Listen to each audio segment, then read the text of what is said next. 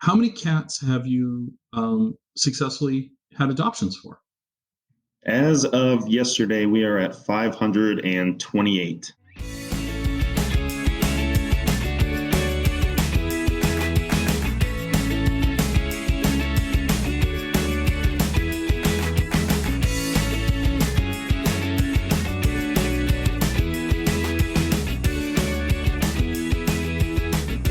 Welcome to the Exploring Washington State podcast. Here's your host, Scott Cowan.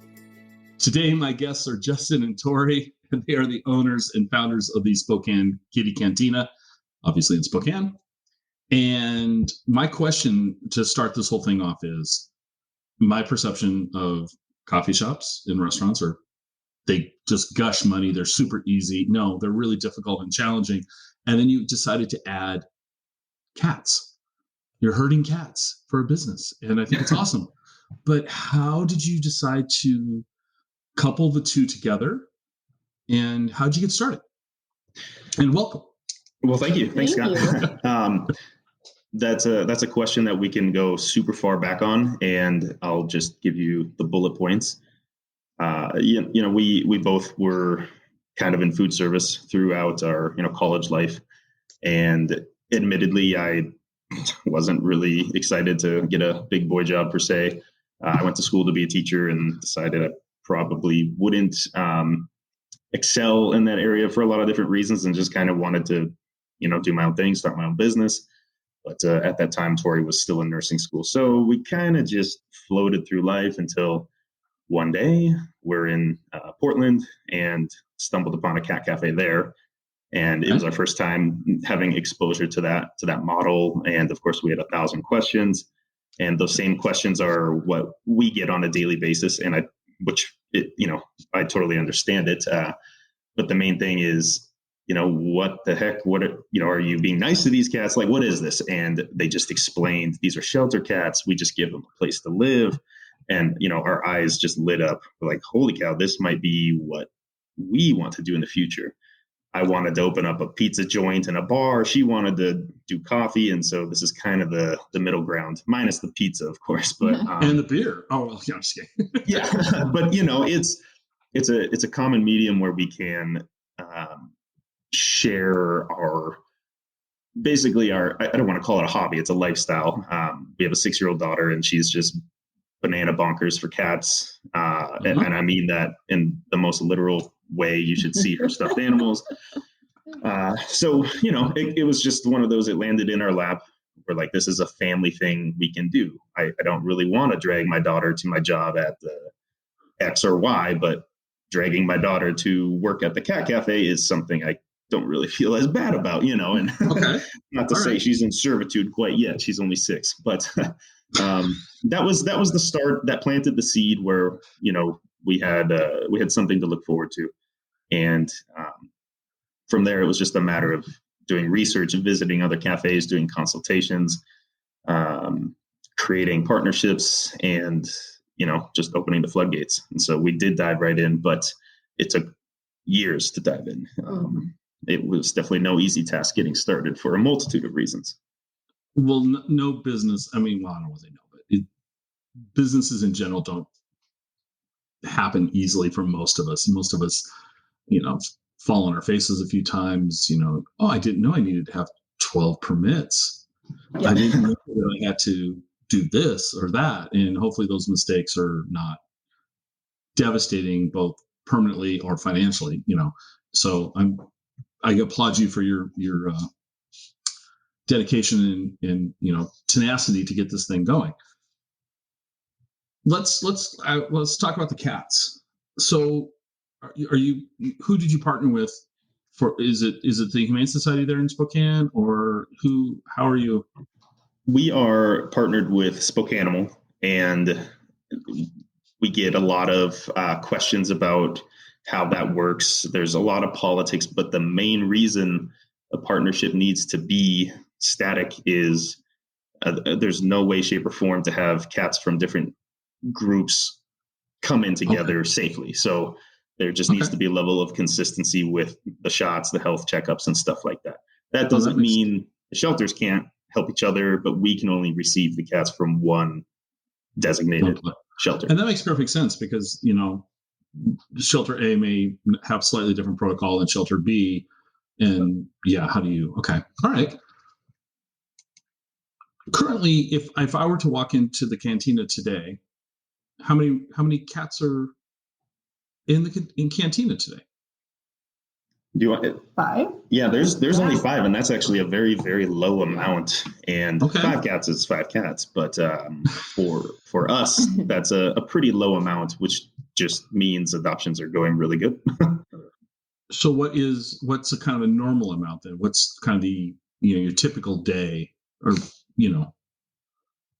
I'd say like 10 to 12 is probably normal.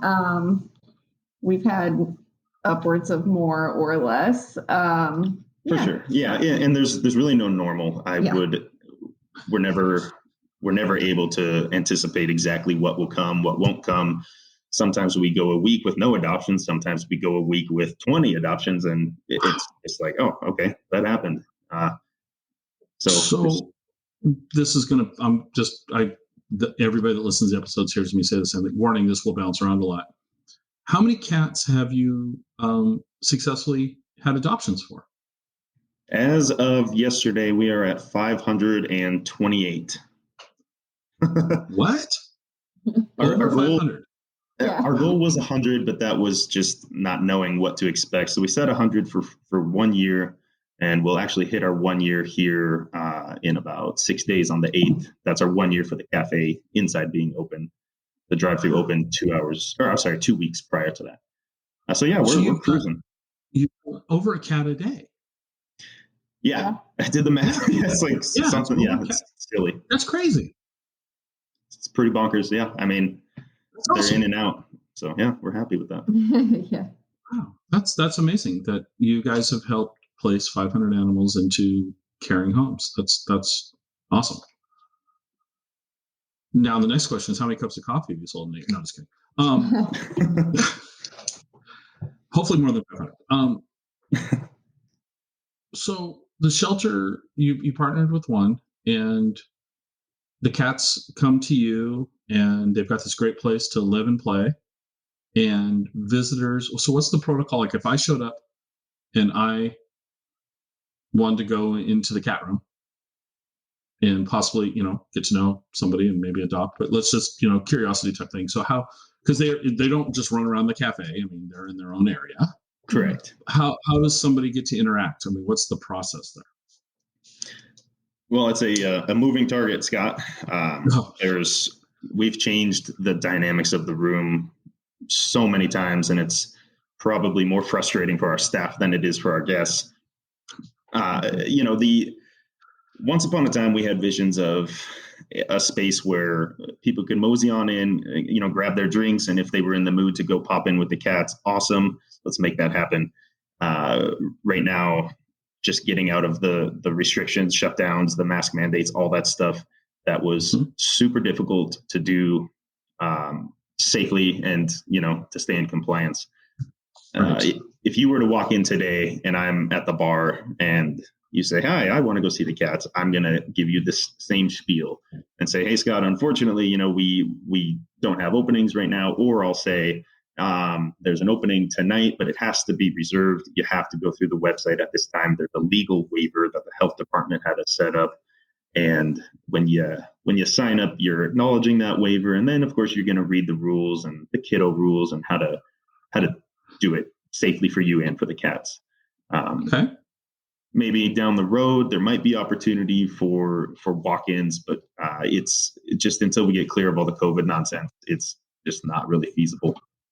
So there's an opening tonight, and I want to make my appointment. How long am I making an appointment for? And what am I allowed? Let's say I jump through that hoop. I go to your website, fill out the form. Now what? You want to take it? Yeah. So the appointment's for 50 minutes, and you get to hang out with the kitties for 50 minutes. We're doing where kids younger than 3 aren't allowed at the moment. So 3 and older, two kiddos to two parents. Well, technically, we have it at maximum 2 kids per adult. So, yes, yeah. Of course, we have a child. We love kids. And we want them to grow and understand the relationship between humans and animals and respect and all that. However, it is incredibly difficult at times to make sure, if we have several kiddos in there, to make sure that they're all able to respect the cats. And it's not that the kids are bad; they're just curious and excited. But these aren't cats at grandma's house. These are cats straight from the shelter. They're not all going to be nice. They're not all going to be happy to play. And so it's, we have to make sure the cats are comfortable and safe in there.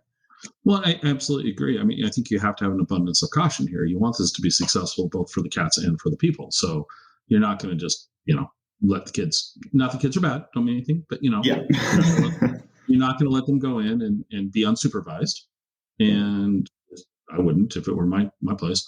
And so during the 50 minutes can interact with the cats. Let's just say, since, like I said, when we started, we've got 3 orange ones here. We seem to be drawn to orange cats.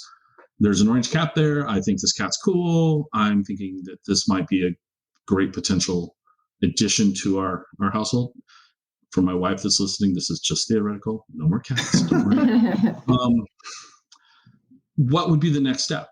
So, I come out of the cat room and I'm like, hey, this one's awesome. What do I do to give them a home? So let's rewind back. You're still in the cat room right now. We call it the kitty lounge. So you're in the kitty lounge. You're on your reservation. You are in with your family or your friends or whoever you decided to show up with. Maybe you went by yourself.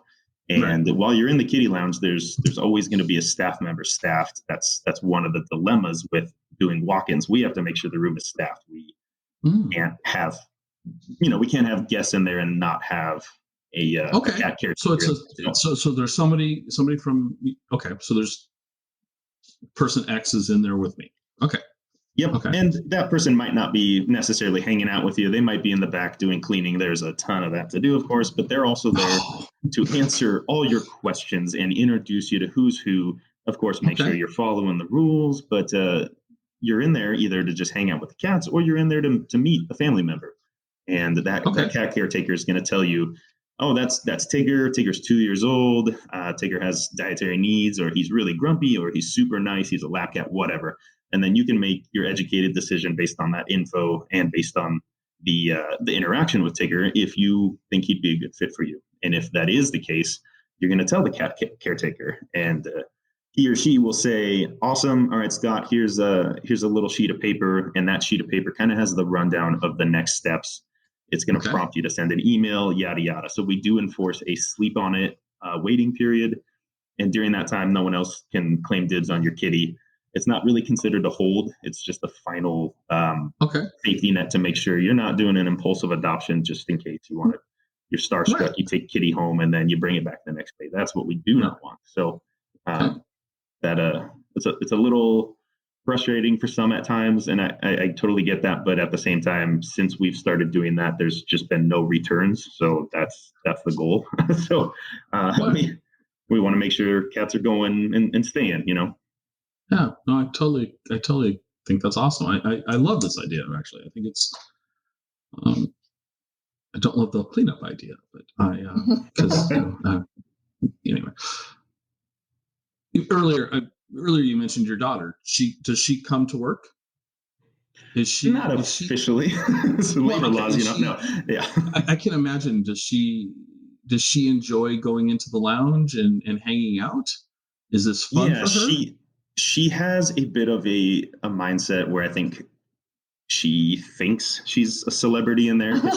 She does get to go in when it's not open. I'm going in there to clean, take pictures, do all the assessments, and she'll be hanging out, and I'll give her a job like, hey, will you make sure you give lots of love to this one or that one?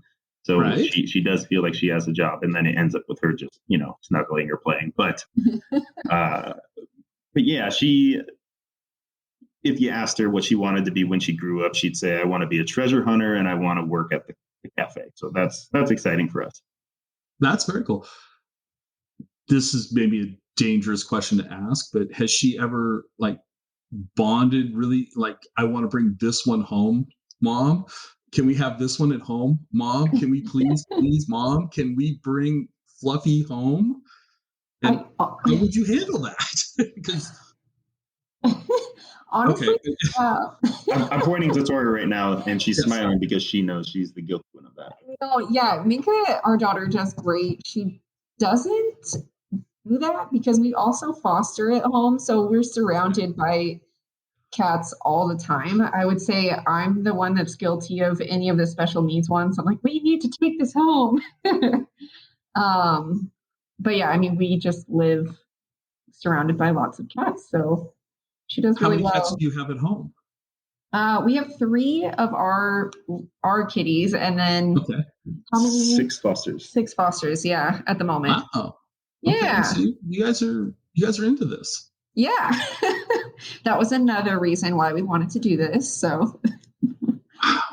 Yeah, see, if it were me, I had thought, okay, so the Wenatchee Humane Society here has this, whoever does their social media should work for a for-profit company, because they have an amazing social media profile that makes you want to bring all the animals home.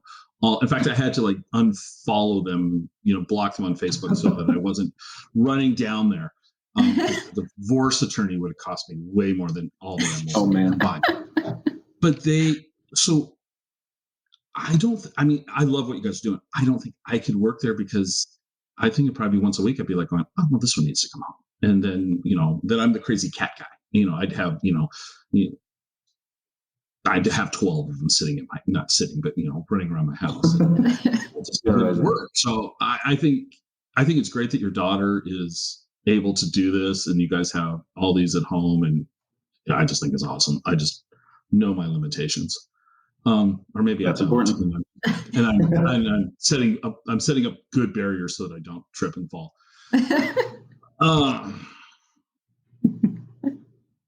So you've done this for just about a year at the time that we're recording this, and you've done over 500 adoptions. What's next? Is there a next? I mean, I'm looking at my cat on our counter licking the honeydew. Oh my gosh. And I can't go over there and leave you right now, so I'll just let her do that. That's fine. No one will that one. No one's Unbelievable. So what's next?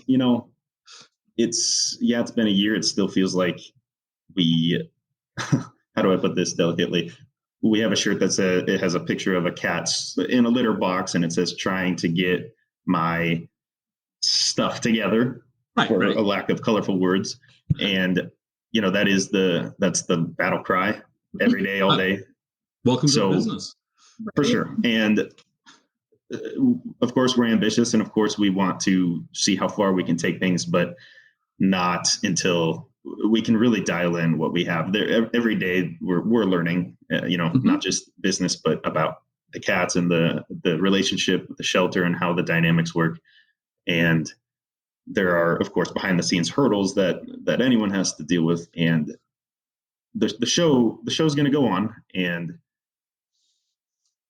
we have big plans, but at the expense of not making promises or this or that. We don't want to divulge too much, but we are ambitious with not just the cat cafe itself, but just animal welfare. And I think with enough support and community support, which it's there, Spokane can kind of step up its game. I mean, we're already doing fantastic, but there's a lot of folks that want to get involved and want to help, and there's a way to do that.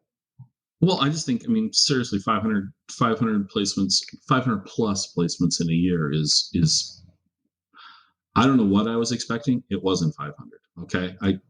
Same here. Yeah, same here. 100, I'd be like, oh, okay, yeah, cool. But no, five times that.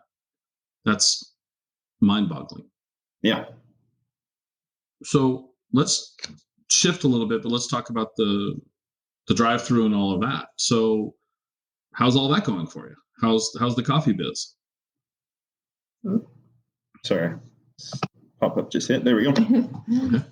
Go ahead. Coffee's doing well. I definitely think we're always wanting to give extra and have that extra little edge. And so just making sure we have time to, there's definitely a lot that we're juggling, but we're excited that it's getting to summertime and less restrictions, and hopefully things will pick up as well. But yeah, it's going good. I'm on your website, and Kenzie didn't take note of it. And what coffee? What are you guys serving? We serve Doma Coffee. Okay. Which is delicious. Okay. Why'd you pick them? And yeah, let's unpack the coffee just a little bit here. There's a lot of factors. Yeah, there's so many. And there's a lot of considerations as well. And Doma has, from start to finish, impressed the heck out of me with their willingness to get their hands dirty when we need help. They send reps in to educate, to do classes. They don't just, and not to say other companies do this, but Doma specifically has really just made it transparent how much they care about the success of who they give coffee to. They helped me set up the plumbing. They just did so much extra that they didn't need to do. And they've expressed, if anything breaks down or whatever, they'll get a replacement in there. Their bottom line is, you don't stop serving people, but they are very particular about their product, and they can't tell anyone how to make coffee, but they have very, very strong suggestions in their classes. Yeah. Very cool. And standards are high, but overall, just from start to finish, they give an education course on where the beans come from, fair trade, all that, and it's really impressive. They're good people. That's awesome. That's very cool. I'm reading your website while I'm looking here too. So I'm just so impressed. I just think this is such a cool. Thank you. So what? Okay.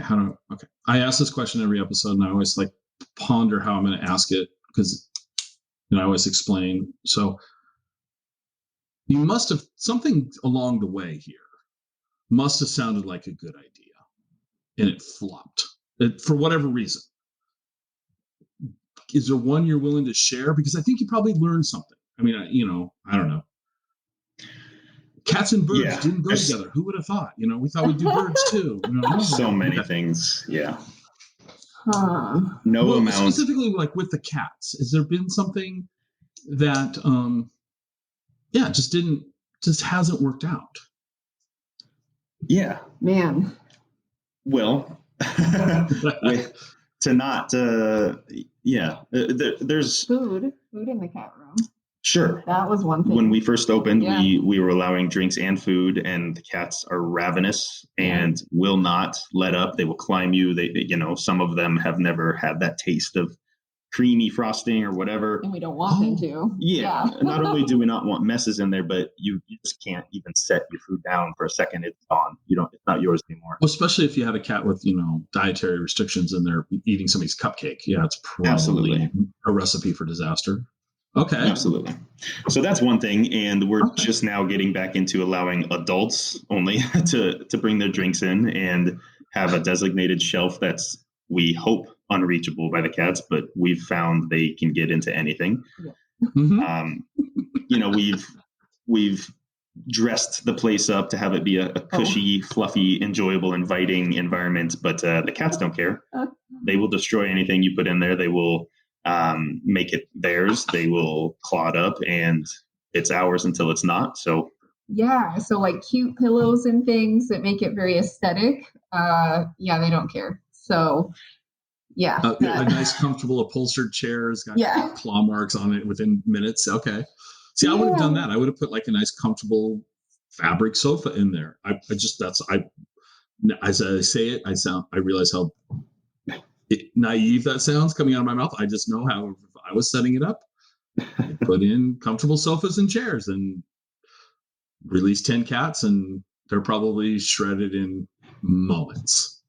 Yeah. And it's not even necessarily the scratches. That's one thing, but it's accidents, And that's why it's not just cleaning when there's staff there.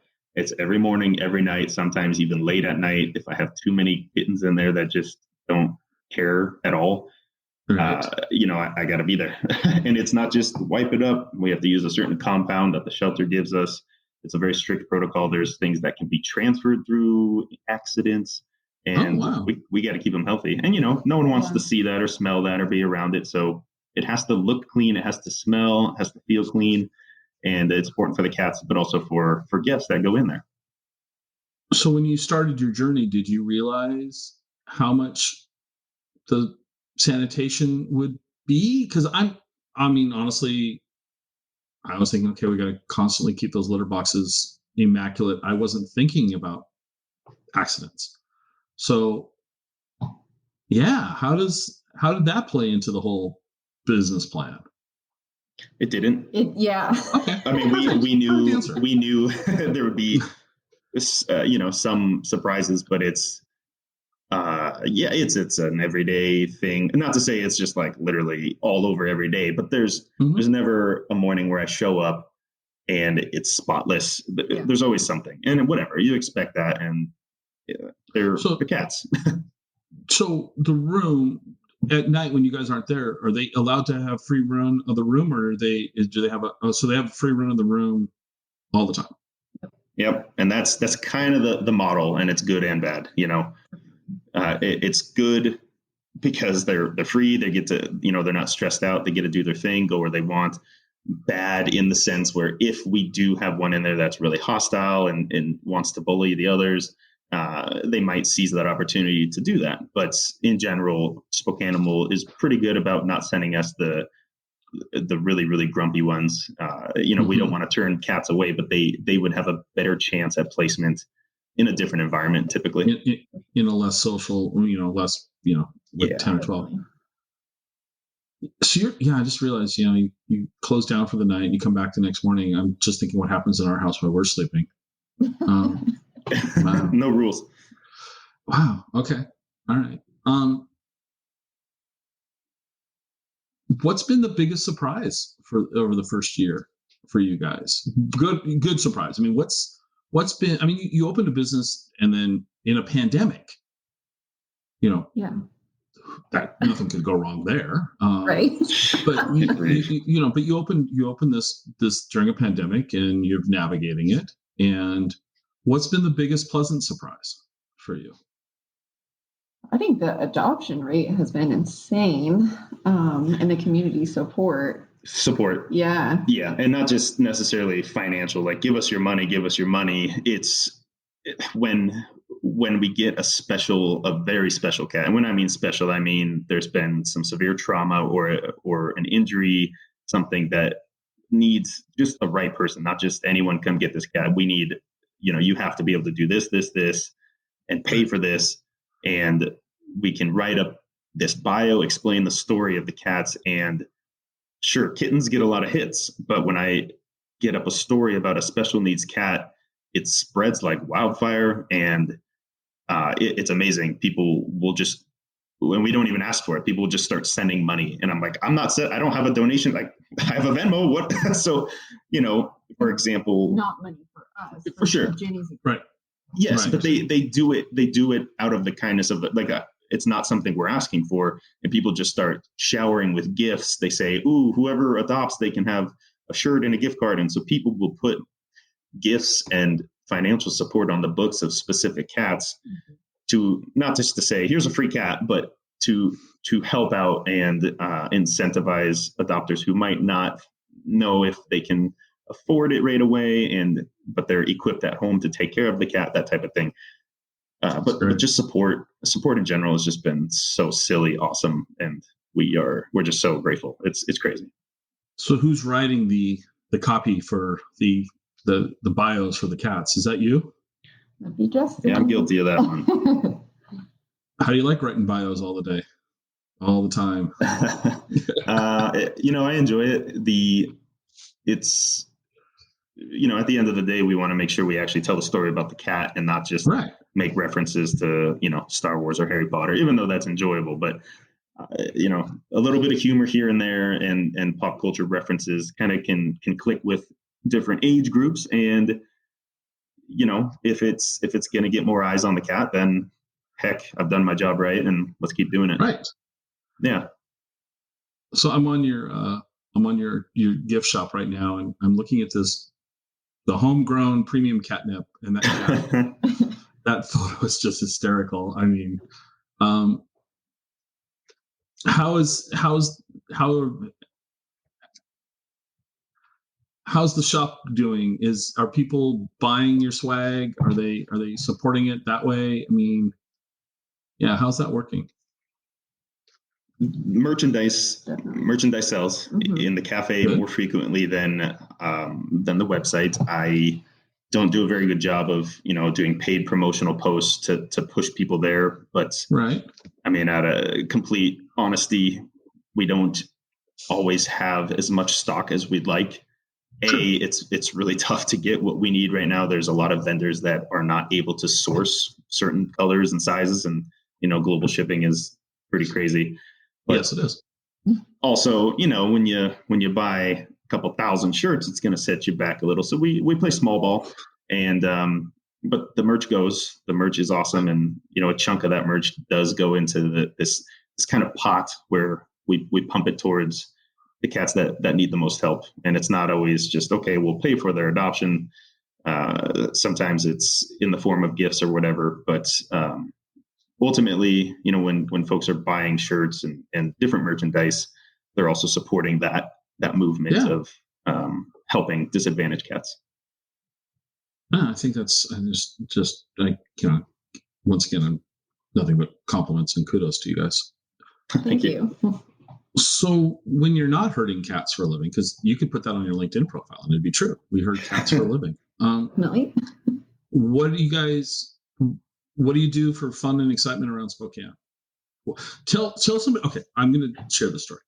So I'm obviously much older than you guys. And when I was growing up, and I grew up in Tacoma, so we can make all sorts of fun of me for that.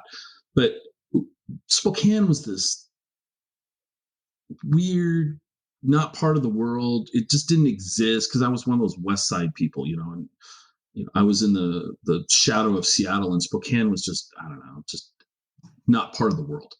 And we made fun of Spokane. So I had this negative stigma about Spokane up until about 5 years ago. And I was wrong. First off, I'm going to admit I was completely wrong. But 5 years ago, I started going to Spokane. And so now that we live here in Wenatchee, my wife and I love to go see live music.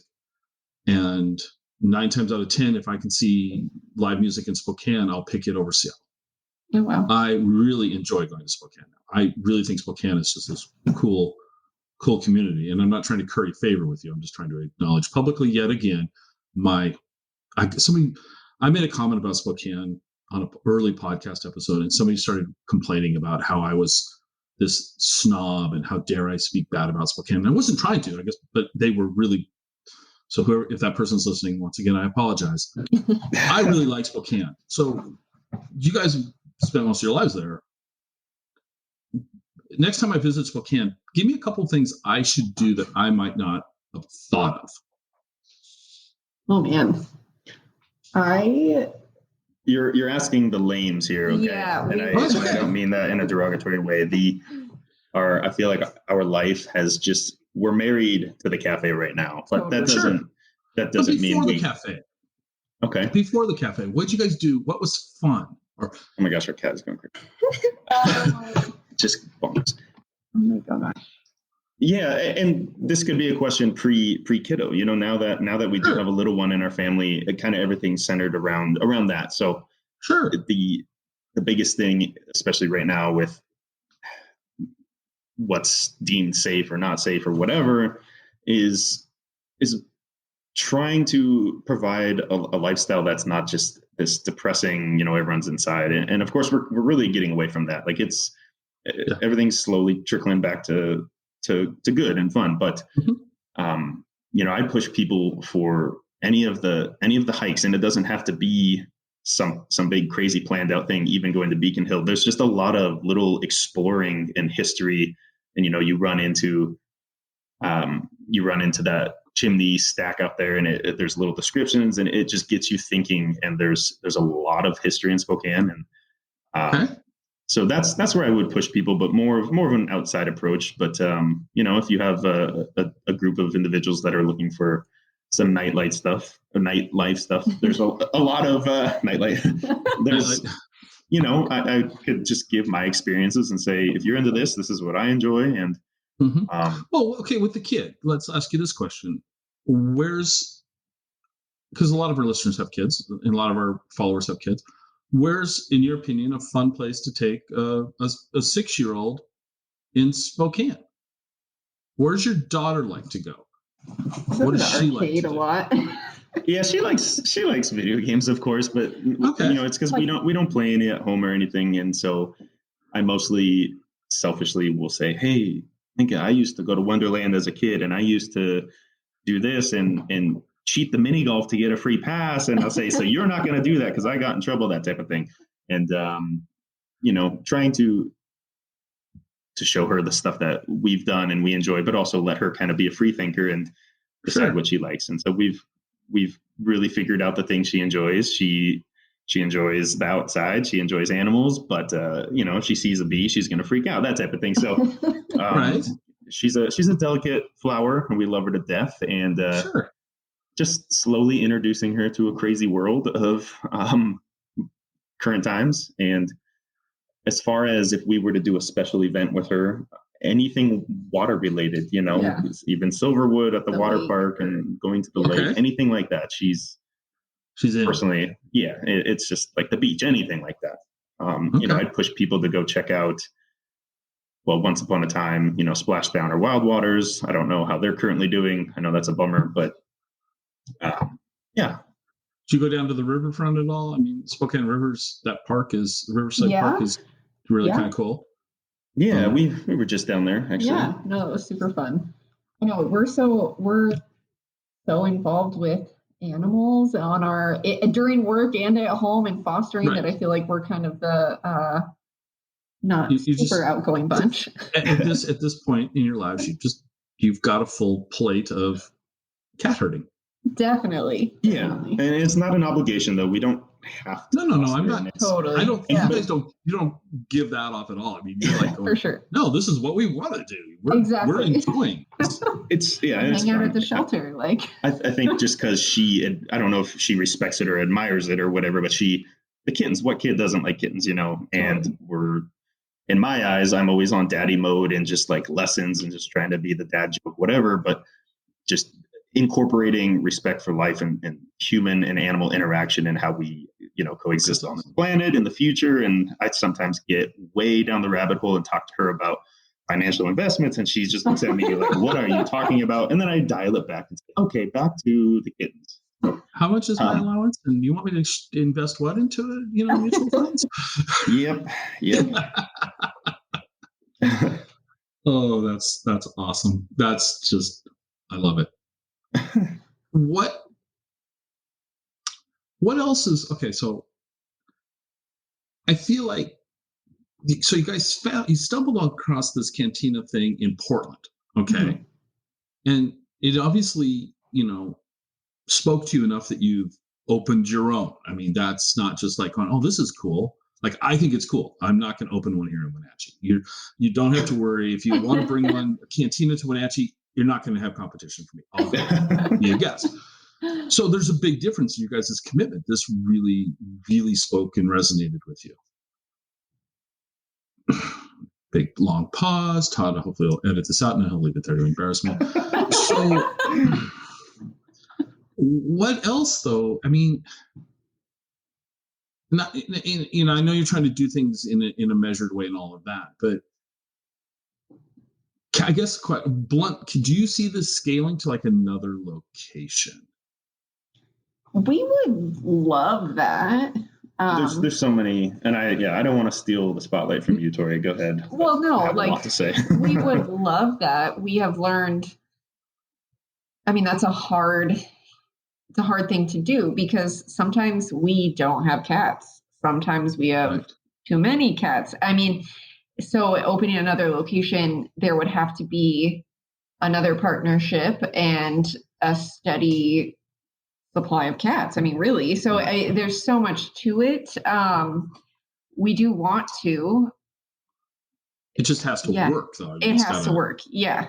I mean, all day, every day, we get people, interested people, curious about the model and maybe wanting to start their own. We even have staff members that in the future hope to do their own thing, which is great. And you had mentioned, competition in Wenatchee or this or that. And a lot of folks might think that this is something where, what are you going to do about them? Or if another one sets up, like Bark, for example, when they first hit the scene, I'm sure they've been working on this for a long time. And I had some folks say, are you worried? Are you worried? And the same answer every time. There's no reason there can't be multiple as long as we're all doing the same thing. If they had set up next door, I'd be a little upset. But they're in a different location. And I actually just recently had a meeting with their adoption coordinator, and she's lovely. And we just collaborated and talked about, what do you do that works? We just helped each other out. So it doesn't mean we're in business together, but we're not enemies either. We both want to save animals. So I would say, realistically speaking, we have had candid conversations with the shelters about expansion or second locations and stuff. And it's not always as easy as you might think. There's a business, we have a building, and it does coffee shop numbers, but we have animal rescue expenses. So though no cats means they're getting adopted, no cats also means, okay, one of our revenue streams is sliced off, and it's not the end of the world, but that's our staffing. Those are the gals that we're promising hours to. So learning what we've learned so far, I wouldn't just jump blindly into another spot. You have to be able to make sure you can provide a product that you're committing to. Well, it's, if you're juggling and I can't juggle, but if you have 3 balls in the air, that's one thing. If you add a 4th ball, maybe they all come crashing down. And it takes, you can't just necessarily just keep adding. But maybe I'm being naive, but I think, and in the moment there might be a shortage. Like today, you might have 5 cats, and tomorrow you might get a call and say, "Hey, we got 10. Can you take 10?" And you're like, "Okay." And then the next day is another 10. You're like, "I don't know that we can. I don't know that we have the capacity, right?" So that part of the business is never in your control. But I also think that overall, that shelter animals are far too abundant, unfortunately. I mean, unfortunately, yes. There's too many of them, and it's great that there are shelters, but it's unfortunate that we need them, in a perfect world. Definitely. So I could see where having a second location, and you're like, and if you can't, let's say you have shelter A, this original location, and now you partner with the shelter B, and shelter B's doesn't have anything, so your second location is devoid of kittens or cats. You can't just go grab 3 other and move them over to the other place. So I can see from a logistics standpoint. I just think, though, from doing good and feeling good, it would be cool to open another one. For sure. But that doesn't make it a business either. That makes it. There's a balancing act here. Definitely. Yeah, there's a lot of dynamics with. We just have bright ideas all day, every day. And of course, all of them cost a truckload of money to get started. I mean, we even have just a truck. Just one truck. Just one truck. Just one truck. Okay. So you're not even really big then, It's not but it doesn't. Second location doesn't mean Kitty Cantina number 2. Second location could be, clinic. Second location could be foster area. There's a lot of things. Without trying to step on toes, but if the demand was there and the help was needed, and it was a resource to help the cats and the shelters, I mean, that's something that would be so fun. There's a lot of ideas, but like I said, there's so many moving parts that it's tough to really focus on one right now. And cats come in quantities, and then there's dry spells, which it is what it is. And so that's something we're working on all the time, and making sure we don't book out these kitty visits and then not have cats. Yeah. And what would you do in that case? So let's say I want to show up next Friday, arbitrarily, and I go online and Friday at 4:00 is available. Boom, book it. Friday at 2:00, you go, hey, we don't have any cats. Uh-oh, Scott's going to go sit in a room by himself. He's probably not going to enjoy that.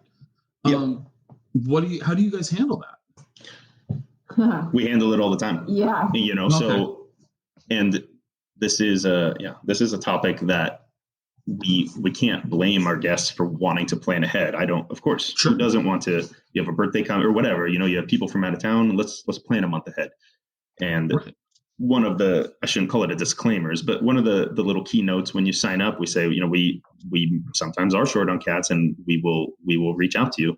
And so when you sign up, you give your phone number and email and stuff. And I've had to do that in the past where I send emails and say, hey, good news for the cats. They all got adopted. Bad news for you is we just don't have anything for you. And it breaks our heart to break your heart, but we can't justify an experience that you're paying for, especially, and have you show up. So it takes a lot of effort on our part and a lot of communication, but it's part of it.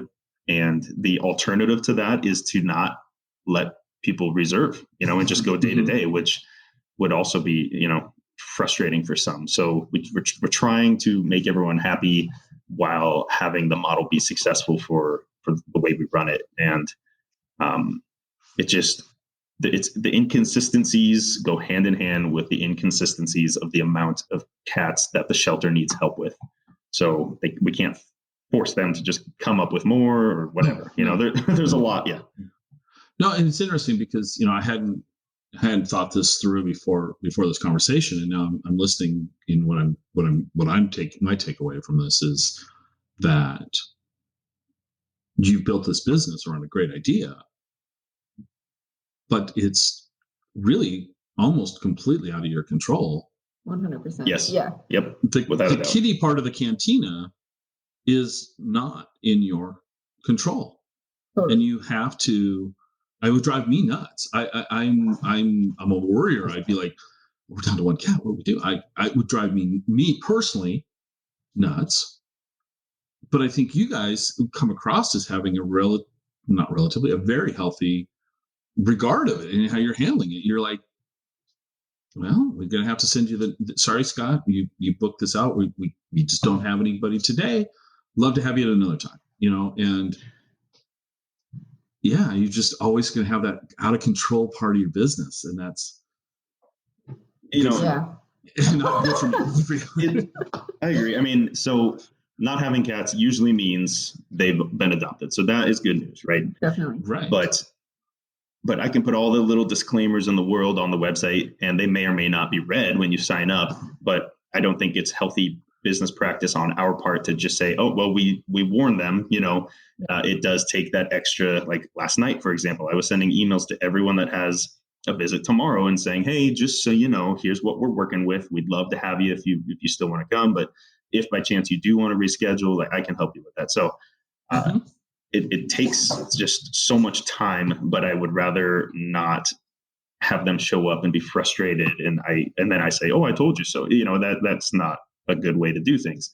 And I don't know how sustainable it is, especially if I ever step away and give responsibility to a staff member. But, who the heck is going to be in charge of that? So you might call it a flaw. You might call it just too much attention to detail, but that's currently what we're working with.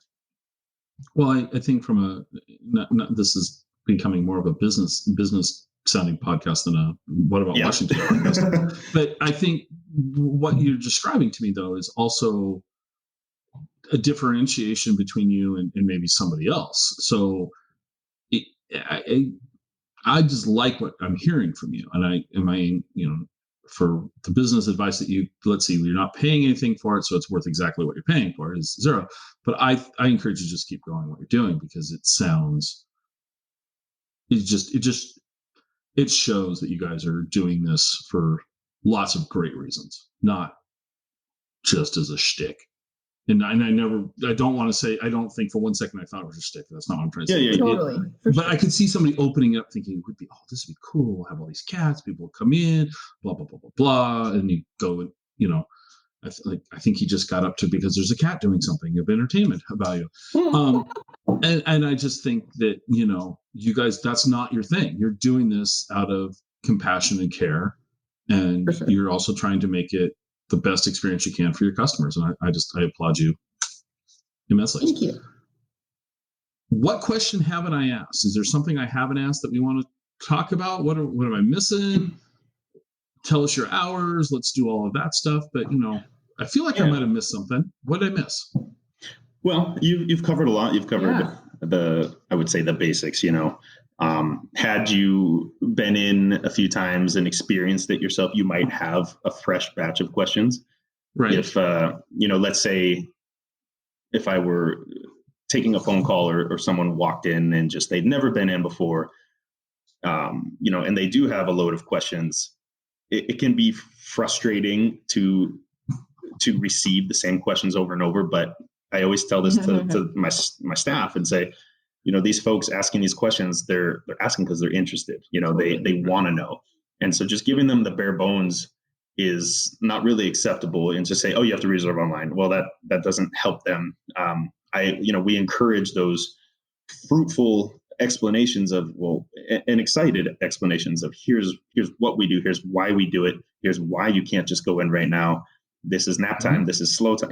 There's designated reasons. And then, we have had a few folks that are like, you're just trying to get rich off the cats. And you have to expect that, you have to expect that. And I totally respect that approach to go in hot and heavy because they're looking out for the cats. And then it gives us the opportunity to say, hey, here's what we're actually about, and not argue it, just be like, and here's why we do charge. We pay more than a minimum wage in that room. They're in there not just for the 5 hours. There's a load of supplies and medication type of things, cleaner. Like there's just so much. We dump the litter every single day. We're not just in there scooping it. Like it costs a lot. But and they might say, not my problem. I'll just go to the shelter. And we say, awesome. The shelters need help too. Like adopt a cat or a dog from anywhere if you want. To adopt from us, awesome. Our model is specifically so you can meet those cats, see how they do kind of in a cage-free, stress-free environment, see if they'd be a good fit for you. Sometimes you see a cute kitten in a cage, you just don't know. But if you're in that room with that kitten and it hops on your lap and starts purring, you might say, holy cow, this is the one. Right. And that's, long-term successful adoptions are what we're aiming for here. And so, any platform I have to explain things, I love it. And just like this podcast is fantastic because, it might bring some clarity to some of the questions. Yeah. Well, where can people find out? You've referenced online a lot. So why don't you, we'll put a link below, but, where can people find out more about you if they're in the Spokane area? Obviously, I'm making this up, but somebody from Seattle may not want to drive to Spokane to do this, but Spokane's a large area. Where can people find out more about you and ultimately come and check you out? Well, our website is going to have just kind of the skeleton, bare bones info. It doesn't get updated on a daily basis with each cat, what's there, what's not there. Once upon a time, we wanted to put all the bios on the website, but they get adopted so fast that it's just not realistic. I mean, I'm kind of smart, but I'm not that smart. So social media, Facebook, and primarily Instagram. Instagram is, I get more messages there than I do phone calls or anything. And I'm always answering them. I don't ever try to ghost anyone. If I can help them, I will. Like I said, it's an opportunity to bring light to what we do. But just popping into the cafe. We're open at 8 a.m. every day, weekdays, and Sundays we close at 6. Friday and Saturday we close at 8. And like I said, eventually, gosh, we'd love to get to the point where we can maybe offer some on the spot, or college nights. There's a lot of fun things, but we're just not quite there yet with getting out of the pandemic restrictions. Sure. Yeah. So what's your Instagram handle? It is Spokane Kitty Cantina. So at Spokane _kitty_cantina. Okay. And your website address is? kittycantina.com. That's a great name, by the way. kittycantina.com. You nailed it. You got a good URL there. Should we? No. Okay. We had a different name, but it was a little too edgy. We got away from that one. Got away from that. Okay. So, all right. And once I stop recording, I'm going to ask. So you'll have to tell me something. And we'll maybe, no, I'm just kidding. Anyway, yeah, so both of you, thank you for making time to make this happen. I applaud you again. I think what you're doing is great. I'm looking forward to my next visit in Spokane. I'm going to come by and check out the place and see it. I might not make an appointment to see cats, but I'm going to come by and look at everything because I think it's awesome. And thank you. Yeah, thank you both for being here. Thanks, Thank you so much. All right.